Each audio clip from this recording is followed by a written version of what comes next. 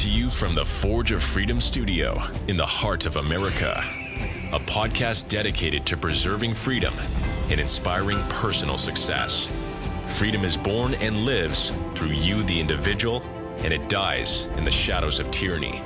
Motivating our listeners to become well-rounded, freedom-minded people with the body of an athlete, the mind of a stoic, and the spirit of a warrior. The tree of liberty lives on through you, the Forge of Freedom. And now here's your host, Alex Ooley. Hello, everyone, and welcome to another edition of the Forge of Freedom podcast. I'm your host, Alex Ooley, and this is episode 38 of the Forge of Freedom. Today, I have my wife, Whitney, with me to discuss a class that we recently took in Zanesville, Ohio, with Greg Ellifritz, and it's called Tactical First Aid and System Collapse Medicine. So first of all, welcome to the show, Whitney. Yeah, thanks for having me. For those of you who don't know Whitney, she is a physician assistant, and she works at an urgent care here in Southern Indiana. She was also recently on episode 34 with a few friends about the Homestead Festival at Hardison Mill in Columbia, Tennessee. And I've got her back on the show today to talk about the class that we took with Greg Ellifritz, the Tactical First Aid and System Collapse Medicine. And for those of you who don't know Greg Ellifritz, he's the man behind the Active Response Training website, which is a great website. It's really incredible how much information he's accumulated on that website over the years. And one of his best resources, and I'll link to a few of these in the show notes, is the weekly knowledge dump, the weekend knowledge dump that he provides every week. But we took this class last weekend in Zanesville, Ohio. And I think, at least for me, it's an interesting class to take just because, I don't know, the content is interesting. Greg Ellifritz is interesting in the way he presents it. But this is also, I think, really important information to know because, as you know, I'm a firearms instructor and we focus a lot of times on the gun, but we're far more likely to need first aid skills than our gun because we're far more likely to come upon a wreck or someone who's injured or suffering from some sort of cardiac event than we are to need the need to use deadly force in our self-defense.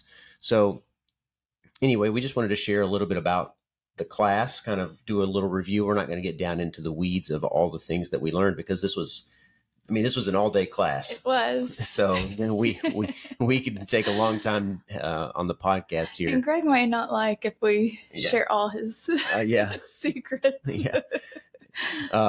He does have, I will mention, and I'll mention this again at the end, hopefully, if I remember, he does have this class, if you're interested in taking it, I think 2 more times this year. And I don't have it in front of me. He has it one more time in Ohio and one more time in North Carolina. And I'll link to that in the show notes as well. So if you listen to this podcast and you're interested in taking the class, be sure to check out the show notes for that information. So I guess to start out a little bit, Whitney, a few months ago when we talked about taking this class, you agreed to take it, but you've got quite a bit of medical education as a physician assistant, right? I mean, you had to get a graduate degree, right? And nevertheless, you wanted to take this class. You want to say just a little bit about that? Why? Sure, what motivated you to tag along with me on this class? Yeah. So I work in urgent care, so I see medical patients and situations almost on a daily basis, but I see minor injuries and minor wounds. In the urgent care setting, at times we have cardiac events come in, or people in respiratory distress, but it's in a sterile environment. We take care of them. We call EMS and they transport them to the ER. And we were talking about this, and I've watched YouTube videos about using a tourniquet, things like that, but I had no deep knowledge about packing wounds and massive bleeding. And in PA school, that just wasn't a thing that we covered. We may have had 30 minutes on it, but we didn't practice with tourniquets. We didn't do needle decompressions for a tension pneumothorax.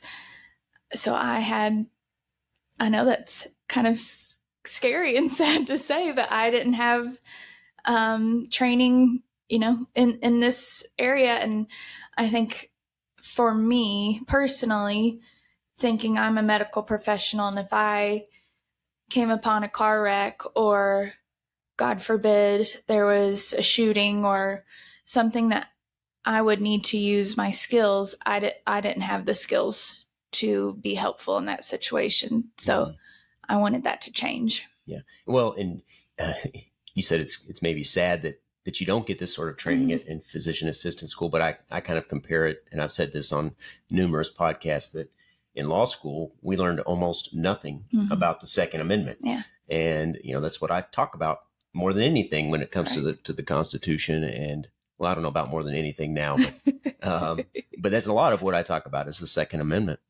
But certainly, even if you did learn a little bit about treating traumatic injuries, it certainly wasn't in the context of a non-sterile environment. Right. I mean, it would have been, this is what happens in the emergency department when you do this, or like a trauma center. Yeah. Or what do you do when you don't have at your disposal certain medical tools, or medications or drugs?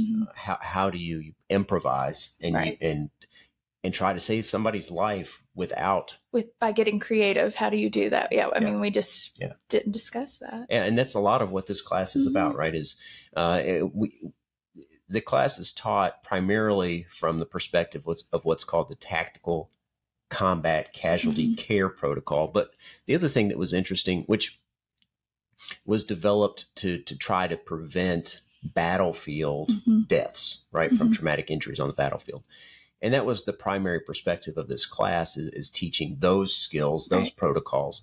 But the other thing that was interesting too was that, and this is applicable to you and I, and I think is partly why it was of interest to us, is that he sort of contrasted that approach, the battlefield approach, the tactical combat casualty care approach, with a wilderness perspective, because those aren't always the same either. What resources and tools are maybe available to a soldier in combat would be different maybe than what's available to somebody who's maybe hiking the Appalachian Trail or hiking the Grand Canyon, like we've done. So that contrast I thought was interesting too. Would you agree with that? Yeah. And I think that's another point, we forget about, is being avid hikers. Things can happen. You can misstep, and it could get hairy real quickly. So I think it's important to know all of this for ourselves and for others around us. Yeah. And for those who don't know too, I've got this in my notes here. The tactical combat casualty care protocol is the only, and I didn't know this before the class, but it's the only standard of care that's duly endorsed by the American College of Surgeons and the National Association of EMTs for Casualty Management. So, I mean, EMTs, right, are a lot like police officers, is that they can't always be there and they can't be everywhere all the time. And when seconds count, we always say police are minutes away. It's sort of the same thing with EMTs, definitely. right? So if you are equipped, if your family, your friends are equipped with these skills, you can save valuable seconds in administering immediate care or nearly immediate care that are valuable seconds that could save somebody's life. Right. Yeah. I mean, I may be getting ahead of ourselves, but someone can bleed out in 2 minutes. Well, if you live like somewhere we do, your ambulance is not going to get there in 2 minutes. And if something happened and they're bleeding out, they could bleed out before the ambulance got there. Yeah. So. Yeah, I think, and this is important too, the principal mandate of the tactical combat casualty care protocol is the execution of the right interventions at the right time. Right. Because especially in a battlefield situation or in a situation where there's a bombing, you think about the Boston Marathon bombing, or a massacre with a firearm in a movie theater like we saw in Aurora, Colorado. You can provide good medicine, but if it's not at the right time, if it's not immediate, that can cost lives. And we know that people who are trained in this protocol can prevent upward of 90% of battlefield deaths, right? If they administer these skills and protocols in a timely manner. Yeah. So with that in mind, actually, if it's okay, I think I'd like to just use the example of why people might want to know these skills. We've talked a little bit about it in terms of, you might come up on a car accident. You might come up on a situation where there's been a mass killing of some sort with either a knife or a shooting with a firearm. And I mentioned the movie theater example in Aurora, Colorado. The killer there came in with 3 different firearms. He came in with a shotgun and emptied it. He shot his rifle until it jammed. And then he finished with a handgun. And many of the people there at the theater thought that there were multiple shooters because he'd brought in multiple firearms. But there was a situation where, and this is just, again, an example of you're not going to be performing these skills in a sterile environment like a hospital or an urgent care or an emergency room. This is going to be an environment where there's chaos. This guy, he threw smoke bombs to create confusion and chaos. And you're going to have to make decisions, critical decisions in valuable seconds about how to get to safety, number one, and number two, what sorts of care to administer and who to administer it to. Who to help first. Yeah. One example that Greg Ellifritz used was from the Boston Marathon bombing. You want to talk a little bit about that, how you sort of had to prioritize who to provide treatment to? Yeah. I mean, it's almost like you would have to do a quick triage of when you look around. And he showed us a picture, and there was a lady who was sitting. She looked stable. So you would leave her be and, just kind of monitor and keep a close eye on her. There was unfortunately 2 people who were laying there, possibly deceased, possibly unconscious. And then there were 2 actively bleeding leg wounds. And he asked, who would you help? And you would help the leg wounds that were, have massive bleeding because they're conscious and they need medical care right now. Yeah, because we had somebody who appeared to be okay, at least not in need of emergent care. Right. We had 2 people who appeared to be already deceased or nearly deceased. And then 2 people who were clearly alive and conscious, but suffering from massive bleeding. And it could take a turn very quickly for them. Very quickly. And there's something you could do about it. Right. So I think that's a good segue then to get into the tactical combat care, casualty combat care protocol. And it starts with this acronym, right? The MARCH acronym. You want to talk a little bit about that? What's the M to begin with? So the M is for massive bleeding. So an interesting statistic he gave us was about massive bleeding is that applying direct pressure can stop 95% of bleeding. But of course you can use tourniquets, you can use dressings, you can use packing. All of those things can stop massive bleeding or hemorrhages. But I didn't know that statistic, but that 95% of bleeding can be stopped with just applying direct pressure. And, when you say direct pressure, you're not thinking of the splinter you got and you're just putting your finger on it. I mean, if unfortunately, I hope this never happens, but if you were bleeding, I mean, I'm going to stick my knee or both of my palms on that. Yeah. He gave us, and we used pressure bandages as well, as Israeli bandages. And what's something called an H bandage, which is used by the Marine Corps.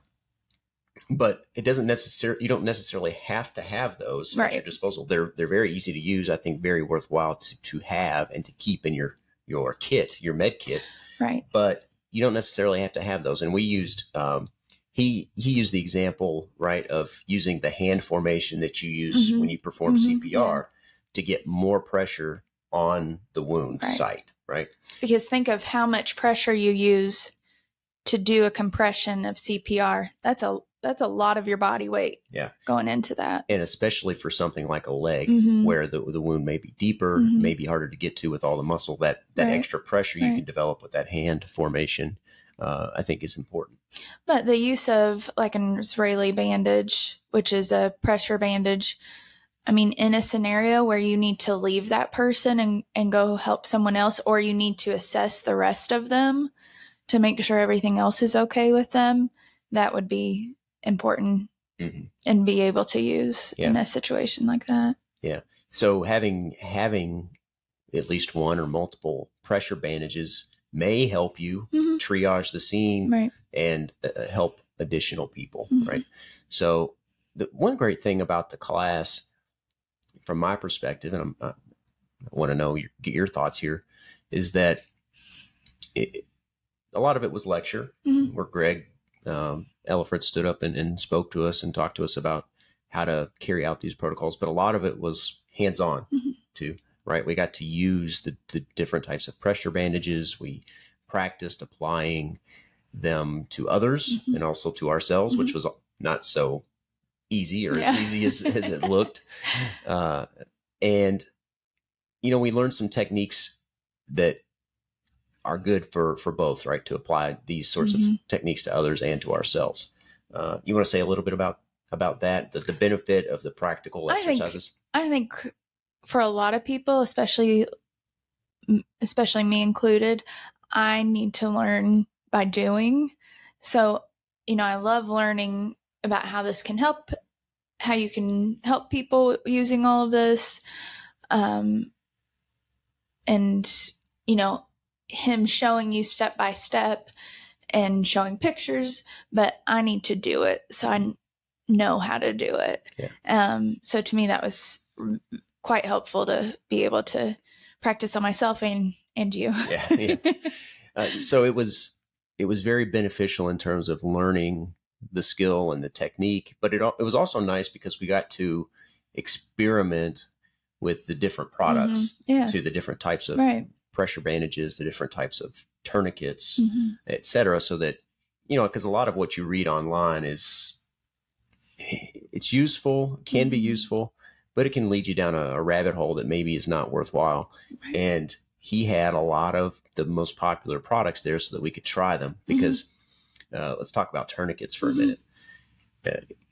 In terms of applying the tourniquets, there were, the most popular one, the cat tourniquet, and then the soft T, which is another popular. The soft T, was easy to apply to someone else, but much more difficult to apply to yourself, right? So there was that benefit too of going through those exercises. Yeah, not that I didn't trust Greg when he said that, but it was nice to be able to attempt it on yourself and be like, that's what he meant. That was really difficult to tighten that on my own arm. Yeah. So we talked about applying direct pressure. We talked a little bit about tourniquets. And like I said, we're not going to get into a lot of the details here. We really encourage you to take the class or one like it. But stopping massive bleeding accounts for, what did we learn? 60% of preventable battlefield injuries. So this is a huge component, this M part of the MARCH acronym. And so we spent quite a bit of time on this, and it included other things, right? Like packing wounds. Yeah. You want to say a little bit about that? Yes. So what types of wounds might you pack versus tourniquet? You want to, So from that perspective? yeah. So basically, if you can pack it and you stop the bleeding, you're good. If you have not stopped the bleeding, then a tourniquet would be needed. And some things that seem kind of make sense after you learn it. You don't want to pack the chest or the abdomen, and you want to be very careful packing the neck just because of all the organs that are in those areas. If you've never seen arterial bleeding, as far as massive hemorrhage or bleeding goes, it's pretty crazy. I encourage you to YouTube it just so you know what it looks like, but it can squirt, like it's spurting blood. And those are things, most likely if it seems arterial, like if it's spurting blood and it's coming out in a huge amount, a tourniquet would most likely be needed. But if it seems really deep, probably packing on the extremity, as long as you can stop the bleeding that way. So when we're talking about stopping bleeding here, we're talking about extremities. Yes. Really. Yeah. Because if you've got an arterial bleed or a bleed in the core, right? I mean, there's not much you can do with that, because the problem with packing those, right, and correct me if I'm wrong, is that the blood doesn't have anywhere to go, and it just fills your chest cavity with blood. So there's not much you can do there if you're going to bleed out from the core, the chest. The other thing about, and he spent a good deal of time talking about this, is a few of the misconceptions about tourniquets. You want to say a little bit about that? Yeah, that was interesting. I hate to admit it, but I thought that you always release the tourniquet every 15 to 20 minutes, and that is completely wrong. Yeah. You can leave it on for up to 2 hours with no injury occurring after removing the tourniquet, when hopefully you're at the hospital. So yeah, I mean, obviously you want it as tight as possible where you don't feel a pulse and get the bleeding to stop. But I thought that was very enlightening, that you can leave it on and you don't want to take it off. Right. And in fact, and it actually can hinder and hurt the patient if you release it in a timely manner like that, where you have a set time where you do that. Yeah. The tourniquet, a lot of people, the misconception is that if you leave it on too long, you're going to lose your limb. And like you said, that the safe amount of time is 2 hours. But he told a story about a soldier who was in the mountains, and they had to carry him out, and he didn't lose his limb after having had a tourniquet on for, it was like, I think 17 hours. I wouldn't want to leave a tourniquet on that long. I don't think I wanted to take that chance. But if the alternative is to bleed out, leave it on. Leave it on for sure. He did talk a little bit about this technique where, if you want to try to pack the wound, if the tourniquet's been on for 2 hours or nearly 2 hours, and you're still some way away from hospital, there is some thought anyway that it might be beneficial to try to pack the wound and then release the tourniquet slowly. And if the pressure dressing or the wound, the gauze, the hemostatic gauze, stops the bleeding, then you can leave the tourniquet off. Right. But the downside to that is, you want to say a little bit about that? I mean, the downside is that they could start bleeding again. Also, he said that the windlass, which, how would you describe that? It's the device you use to tighten the tourniquet. To tighten it. But I mean, it looks like almost like a little flashlight or something that's attached to it. Those can break when you undo them. So if you don't have another tourniquet, I would just leave it on. Yeah. If you don't have a spare, I think you certainly just leave it on, because it's interesting, right? The windlass, the most likely time for it to break is when you release the pressure. Right. Yeah. So that was something interesting that I. And that's another thing too. If you do not have a manufactured tourniquet, we talked about getting creative and making your own tourniquet, but the fact is you always need a windlass. Yeah. Or your patient's going to bleed out. And that's why another misconception about tourniquets, belts are not tourniquets, and they make terrible devices to stop serious bleeding, because you can't use a windlass with a belt, right? That's the main problem with belts.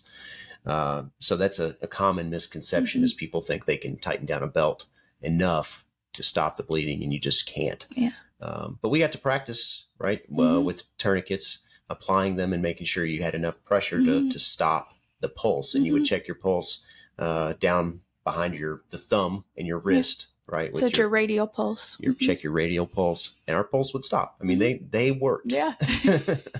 So that was an interesting exercise.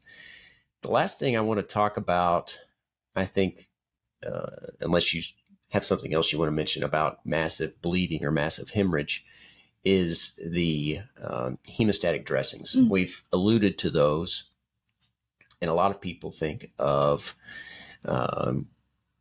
like a Celox or a Quick Clot, which is a powder that people used to use to stop bleeding. But now the recommendation is to use, it's actually like a gauze, that is basically, it has the hemostatic agent in it, right? You want to talk a little bit about those hemostatic dressings and so how do we use those?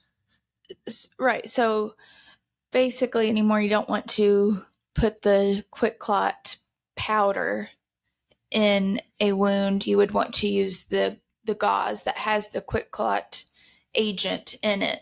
So, I mean, you would pack it in that gauze that has the agent kind of infused in the gauze.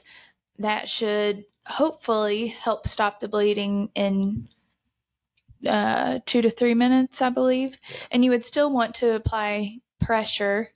But that is one way that you could use those things instead of doing tourniquets and seeing if that helped stop the bleeding. But the other thing is, I mean, time is of the essence, right? So if it's a massive bleed, you may want to go to the tourniquet. I would suggest if you're not sure, tourniquet.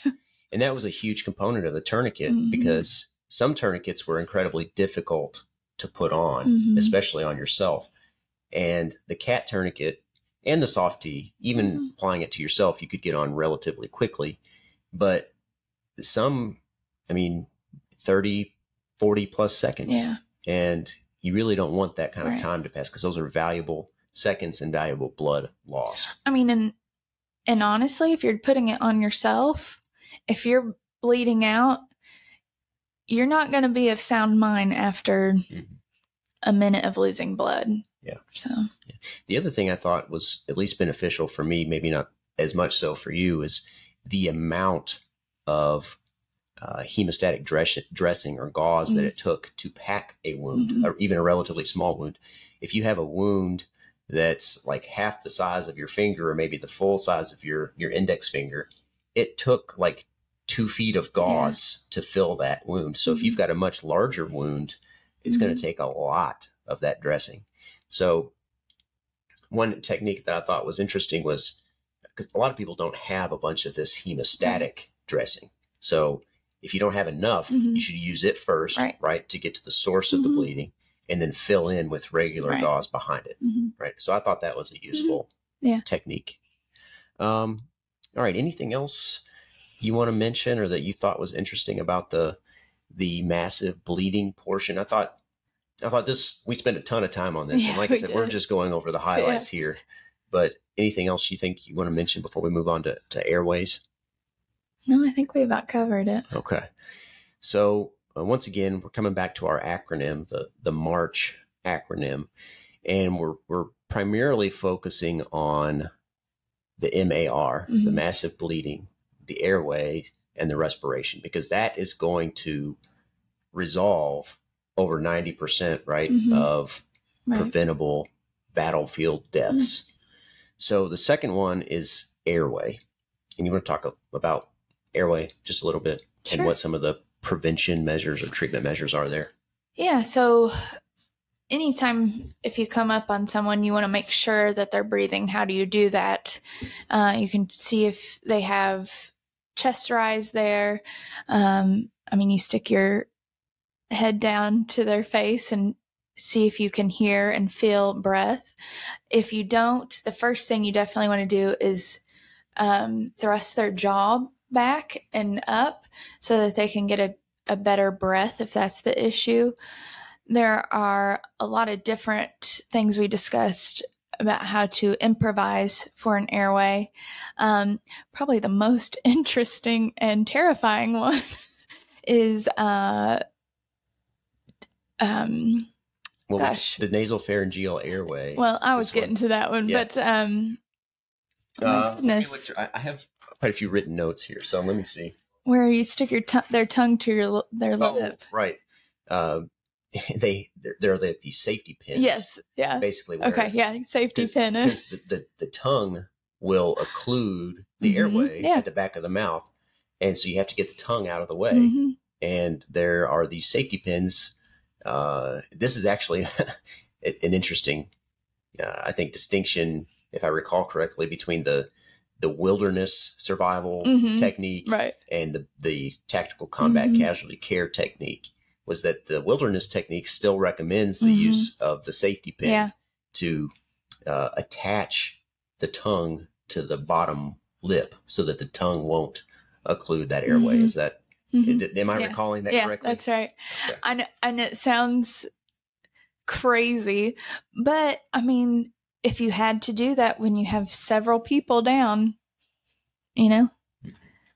what are they going to be more mad at you about? That you safety pin their tongue to their lip, or that they can no longer breathe?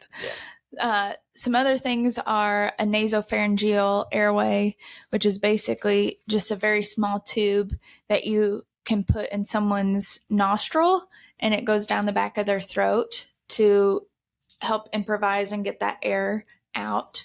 If for some reason there was something occluding their breathing that you were unaware of. There's intubation, but that's not really something that you're going to want to be performing. There's also the cricoid thyrotomy, and really, unless you feel very confident in doing that, I would probably steer clear of that one as well. But there are things that you could learn to help with the airway. And the nasopharyngeal airway, the tube that we talked about that goes through the nostril. This was interesting too. You actually go basically straight into the face rather than up the nostril toward the brain. But the main concern with those was we don't want to use those if we're concerned that the person has a basal, am I saying this correctly? A basal skull fracture, which, can you talk about that? Yeah. So that is obviously a fracture of your skull, but it's in a way that if they had that type of fracture and you were inserting something towards the back of, the back of their nose, you could actually hit their brain doing that, and obviously cause much more damage than you intended. Or force bone fragment back into the skull, exactly. Right? Yeah. And so just real quick, some things to watch for a basal skull fracture would be what you call raccoon eyes. So bruising under their eyes. They could sometimes get bruising behind their ears. They might have what you would think is a runny nose, but it's going to be kind of this thick, kind of viscous white runny nose, and that can be your cerebrospinal fluid. And so those are all things to just be aware of if somebody has that going on, that you would not want to use a nasopharyngeal airway. Yeah. The other thing I think was important about the airway portion of the class too was the recovery position. So you mentioned raising the chin to open up the airway, making sure the tongue is not occluding the back of the mouth, and the nasopharyngeal airway as a possibility. But the other thing is making sure the person is in the optimal position to breathe. That's important. We can't really demonstrate by podcast, but basically you're turning the person on their side with their top leg slightly forward to support them, so that they are in a position where their tongue is not going to the back of their mouth, and they can get good breathing. And this has nothing to do really with, a little bit, but if someone were having a seizure, if you came upon that, that's the position you would want to get them in as well. Yeah.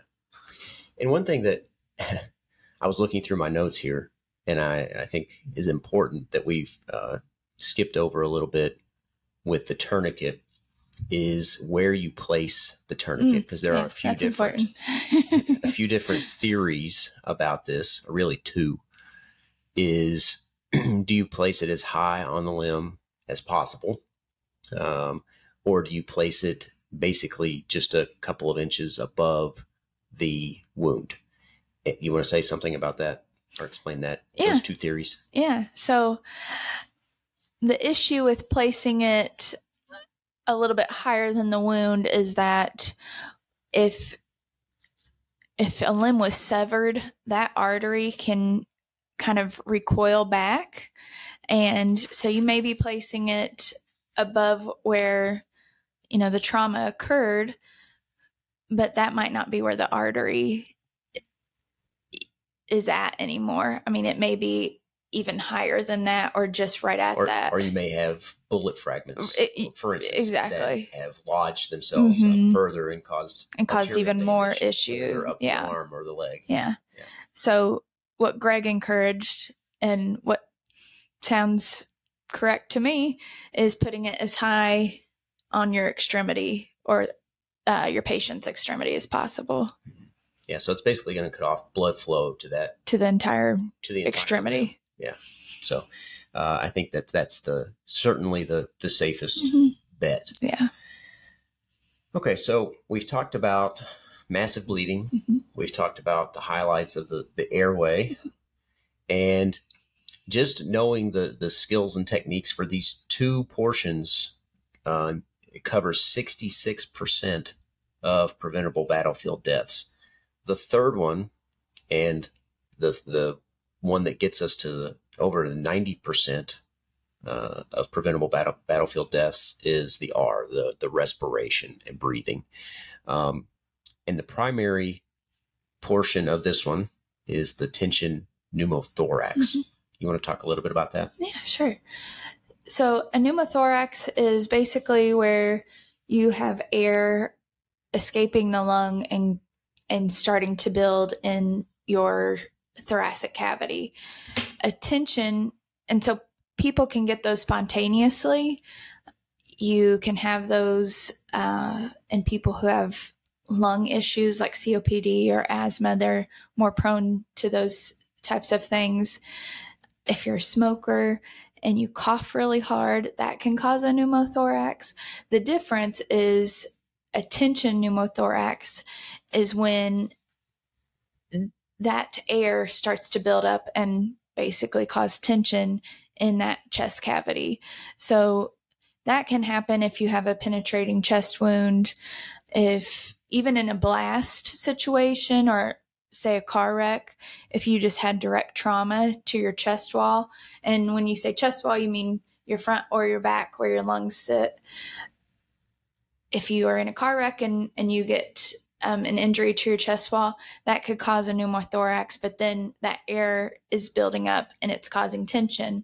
So some things to watch for if you thought maybe someone had a tension pneumothorax would be, obviously, they're going to tell you they can't breathe, and they'll probably start having pain on that side.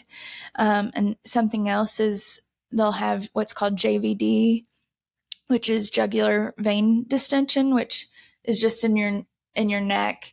And basically your veins your arteries pull your blood away from you, arteries away, veins send it back to your heart. But if that has so much tension in your heart, you can't get that blood back. And so it's backing up in your veins, in your neck. You can also have tracheal deviation. So let's say I had a tension pneumothorax on this side of my body, my trachea would start to deviate towards Alex because all of that tension and all that air is building up on this side. So it would go that way. The onset of this is not going to be quick, more than likely, right? No. I mean, it's going to take some time for this tension to develop in the cavity, the chest cavity. And we're not saying 5 minutes or even 10 minutes. It could be a half hour, but you would probably start seeing some of those symptoms. Right.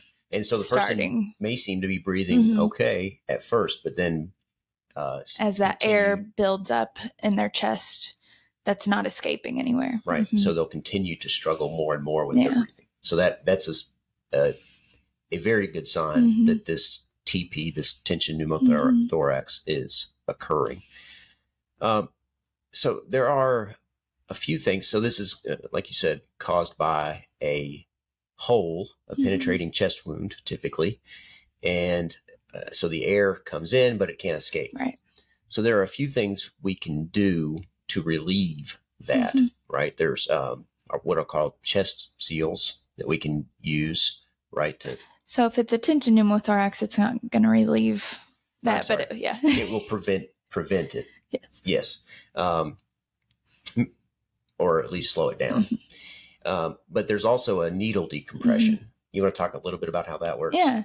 So basically, there are instruments you can buy. I think you can buy them online. And again, kind of like the cricothyrotomy technique and procedure, if you're not sure, you may just want to wait till EMS arrives to perform that one. But you have a needle that has a small tube on it, and you can go from the side or you can go from the front. But you basically insert it and remove the needle, and then they have that tube still there so that air has a way to escape. Yeah. So it basically acts as a vent for the chest cavity to allow air to escape. Right. Right. And we talked about chest seals, but those aren't necessarily going to stop this from happening. You can use gauze that's been covered with Vaseline, basically, as a chest seal. They also make specific chest seals that allow air to escape but not come in. So those are things you can consider if you're concerned about this or want to keep those sorts of products in your and I should mention med kit. Greg, because Greg mentioned this, the Good Samaritan law, it doesn't sound like it covers needle decompression and kind of more intricate procedures like that. So you may want to see what your laws say in your state, because you also want to keep yourself safe. But obviously you want to help other people, but you need to know what you're doing. Yeah, especially if it's a family member and there's no other option. Right. This might be something you consider. Or, I mean, if you're in the back country, I mean, if that's what you got to do, that's what you got to do. But the first rule of thumb always is do no harm, right? Yes, so, exactly. If you're not comfortable with it, certainly don't go inserting needles or cutting on people. Because the danger, right, is that where you have to insert the needle, you could hit the heart or the heart muscle and cause a much greater problem. And there are veins and arteries and nerves along every rib. And so if you don't get it right, you could cause injury that way too. Obviously, the heart is much more important, but you can cause injury that way as well. There was a technique, and I'm blanking on it now, but it was basically burping the tension pneumothorax. Do you remember what that was? So it was when the patient exhaled, you would open the chest seal. Yeah. And let that air kind of escape. And then when they inhaled again, you would put it back on there. Yeah. And this is something that you would have to repeat quite a bit for it to be effective. But if you don't have a needle or are not comfortable with using the needle, it may be a substitute or alternative technique. Right. Okay, so we've talked about massive bleeding, airway, and respiration. Those are the three big ones, the ones that cover over 90% of preventable battlefield deaths. I think actually 99%. So the C and the H are, the problem with those is they're not really preventable battlefield deaths. You want to say a little something about the C and the H? I know the C is circulation and the H is we talked about head trauma too. And then hypothermia was also one. But hypothermia is pretty obvious. It's warm the person up. Warm them up. So you must say a little bit about circulation. Yeah. So circulation, and head trauma.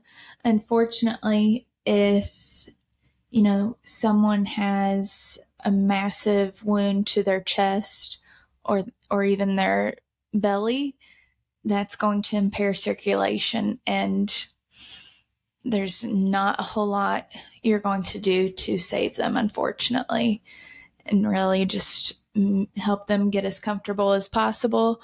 I mean, you can apply some pressure, but unfortunately, they're most likely not going to survive that. Yeah. So we really didn't talk about that much in the class because that's not really a preventable or a very small percentage of the preventable deaths. So anyway, the MAR and head trauma too. I mean, you're not going to have a CT scanner or MRI machine on site to know exactly what's going on. I mean, there are things you can do. You can check their pupils, things like that, but that's not going to help fix them. You can make sure they're staying stable, but in a head injury, there's not much you can do on site for that sort of thing. The other thing we talked about, and this isn't really the tactical combat casualty care protocol, but we talked about other things that I think people would find of interest, just with respect to wound cleaning, for instance, or things you might consider if you travel in places that don't have advanced medicine.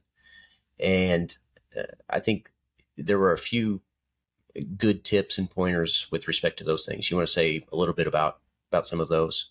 Yeah. So I know I always tell my patients, and we talked about it in the class, you have a lot of people, and probably before PA school, I would have told people to do this as well. They always want to use hydrogen peroxide on a wound over and over and over again. And that is actually incorrect. Alcohol and hydrogen peroxide. I think Greg said not to use it at all. I usually tell people you can use it the first time to really clean it out. And he may have said that. Okay. But after that, it really can cause skin breakdown and not healing. So our goal is to have the wound be healing. But if you are pouring those substances on that or applying them, that's just going to cause skin breakdown, and they are going to take forever to heal. Yeah, it'll really inhibit the healing process. So we talked about rinsing the wound, right, with water, and basically the rule of thumb is that as long as you can drink it, it's safe to rinse the wound with that water. If you're in a location where you're not sure if the water is clean, it may be helpful to have water purification tablets. But that's really the key, is before you close up a wound, you want to make sure you've cleaned it out thoroughly. Right. And I can't remember the rule of thumb. Was it a quart per inch? I think it was a quart. It was something crazy. It's in my notes, but I don't have it handy here. I think it was 1 quart of water per inch of wound. Yeah, I mean, that's a massive amount of water. But you want to make sure you rinse it out thoroughly before you close it up, either with, and we talked a lot about this too, how to close up wounds. If you don't have stitches, you can use steri strips or butterfly strips. I guess that's what they're called. Super glue. We talked about the uses, different types of super glue, even non-medical super glue. And we talked about stitches and staples. I mean, these are things that you can get. And he talked about how to acquire these sorts of things if you're interested in learning. And really, wound closing techniques. If you don't want to do those steri strips, can really have an impact on closing up a wound. So if you're just totally against, you never want to learn how to do suturing, steri strips, I would encourage you to get and really learn how to close a wound up well with those, because that can make a huge difference. Yeah. So we talked a lot about that actually, is wound closure and cleaning. We also talked quite a bit about how to acquire medications, if you have medications that you just have to have, and you know how to acquire those if you're traveling in particular, or if you want to have some amount for preparedness reasons, as he called it, if a zombie apocalypse. And he was talking, and these were all legal methods, by the way, that he was talking about how to acquire these. So we kind of breezed through those things a little bit, and it wasn't, that wasn't our primary interest in the class, but if that is something that's of interest to you, I think it's another. He talks a lot about it in the class, and we would encourage you to take it. Yeah, exactly. And then we didn't talk about this too much, but got a lot of ideas about sort of assembling your own medical kit. And I think the important part is that you need to have it handy, or if that's on your person or in a backpack or a fanny pack or in your car, it needs to be handy, because if you don't have it, like a firearm, when you need it, it doesn't do you any good. Right. Yeah. So, so anyway, I think that's where we'll wrap it up. I learned a lot. I think you did too. Maybe not as much as I did, but we learned a lot and really enjoyed the class. And I would just like to say too, we're not telling you all of this to scare you in any way. I think it's more scary if you don't know what to do. And we can all hope that a situation never arises for ourselves or for people we love or even strangers, and we would never have to use these skills.